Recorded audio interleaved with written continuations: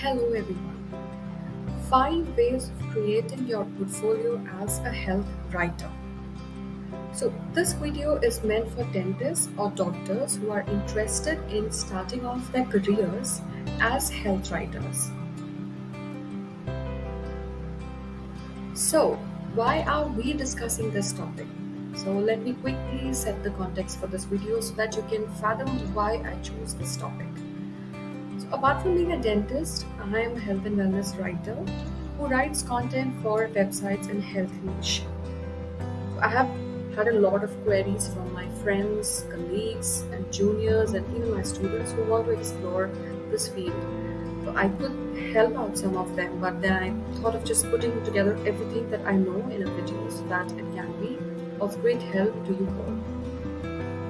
So let me just tell you briefly that there are a lot of things involved in establishing yourself in this industry, and building a strong portfolio is the first step, I would say. So now, what is your reason for choosing this path? Well, it is different for different people. It could be a side hustle for many. You want to make extra bucks in your free time. Or it could be just as a hobby wherein you love writing and you just want to monetize your hobby of expressing your opinion in a written format. Or you are someone who's seeking an online presence, or you are just looking for an alternative to a non clinical career. So there can be more reasons to it. So let me just quickly add mine here. In my professional journey, I had to take several breaks in my clinical practice, either because of my baby or because of frequent relocations. But I was very sure not to put my knowledge as a dentist in vain. And so this determination opened up new avenues for me, one of which was freelance writing.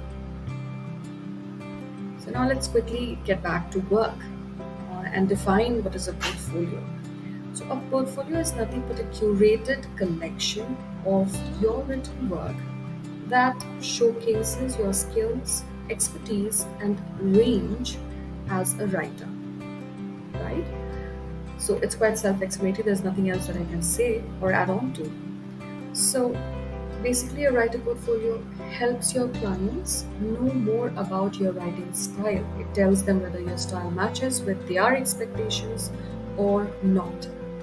A portfolio should display your range as well, right? Suppose your client has doubts like you can write only academic articles, or is it whether you can write a sales copy as well. So your portfolio should be an answer to all such queries. You should have a collection. If you're interested in different genres, you should have the collection of them with you, so that if your prospective client is going to ask you, you should have something to show them. Otherwise, nobody in this world is going to give you work, right? So even if you keep telling them, convincing them that you're a great writer, well, there is nothing that you can show, which means how will they believe? If even I have to hire someone, how can I know that you are good at writing? You do not have a sample. So that is why creating a, a high quality portfolio is essential in this industry. So what are the ways? Let's check out that. So here is the first one: preparing a Google Doc or a Microsoft Word file. So this is the first way of creating a portfolio. It's easy, it's the simplest, I believe. It can be done anywhere. You can do that on your phone as well. And whenever a client wants to see your writing style, you just have to share this document with him or her. Um, so now, in my opinion, sharing a document that has been created by you and has not been published anywhere on any online platform isn't that safe. Why? Because if the client is not genuine, your work may be published elsewhere without you receiving the author credits. You may lose your rights to your work. So it is simple, but it's not the best always, right? So what's the second thing that you can do? So if you have an account on LinkedIn, then this is one of the best techniques of creating writing samples,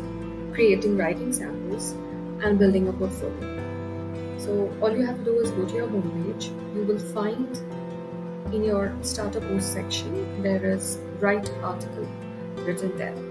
You just have to click on that option, and this is the page that you would be getting.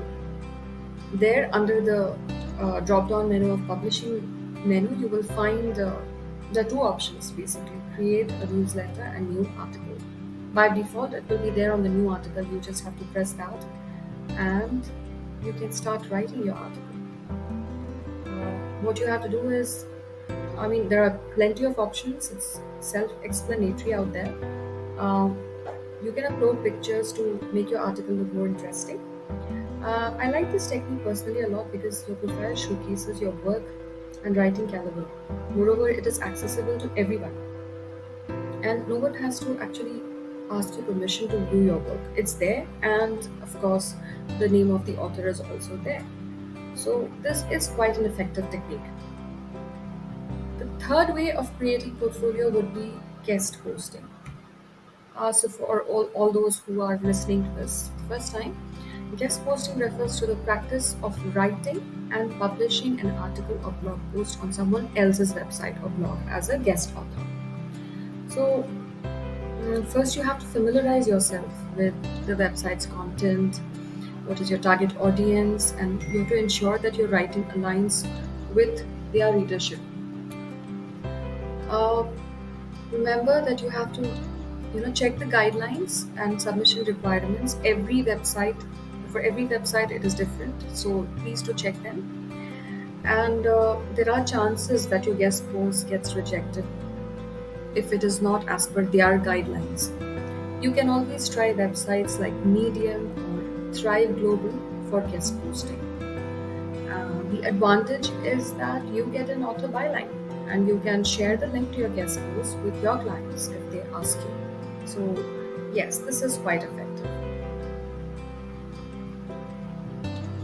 And next comes the fourth way is by creating articles on free blogging websites. So you have a couple of them, actually a lot of them. Few of them that are more commonly used would be Wix, WordPress, and Weebly.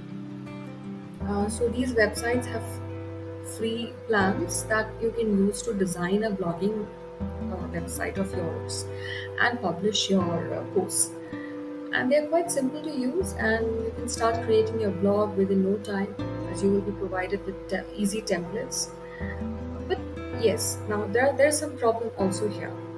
So everything in this online world, it cannot be free. Okay. So the problems associated with free blogging sites are that there is limited customization. You may be restricted to a small selection of templates or themes, and that limits your ability to create a unique and personalized design for your blog. And then the features or the functionality for free plans would be limited. It will be just a basic set of features, and advanced functionalities may not be offered to you in free plans. Now, the most important disadvantage here, which I would say, is that they provide subdomains. So, for example, if I would like to create a website of my own using WordPress or using Wix, it would sound like febin.wordpress.com, uh, which I may not like always, and it might not even sound that great or authentic. So, this can make it more challenging to establish a professional brand, and it may affect your blog's visibility in search engine rankings as well. So, another thing is that your branding limitations would be there. For example, free blog platforms may display their own branding, logos, or advertisements. Uh, and that can actually diminish the professional appearance of your blog. So, then what is the option? I mean, if nothing works out, this is a good one because it's free and it gives you the hang of creating a website of your own. But then eventually, the best way would be creating your own website, which is the paid version, wherein you have to wherein you get a better control on and ownership of everything you create, right? So creating your own website is the best, and by you have like you can control the design, the content, the functionality. You can customize it to reflect your unique style and brand. And if it's a well designed portfolio website, it gives a professional online presence, allowing you to present your work in a polished and organized manner. Also, your potential clients will understand basically that you are taking your writing career seriously. So, an authentic paid website is really, really important. Um, you can organize your work into different categories or genres, making it easier for visitors to explore and evaluate your writing abilities. And this allows you to curate your best pieces and highlight your range of skills. Another thing is that personal branding is easier because you can use your own logo, your branding elements. You can write an about me section that shares your story. All this is possible if it's your own website, and you can also include a contact page or a contact form, and that makes it easier for the potential clients to reach out to you. You can give your social media profile links as well, or the links to other published work. So this is one of the best ways of you know putting a portfolio together for your prospective clients. So now just let's just wind up and just have a look as to what we actually have gone through in this video. So the first way of creating a portfolio would be Google Doc. As I said, it is simple and easy, but it has some of its own drawbacks.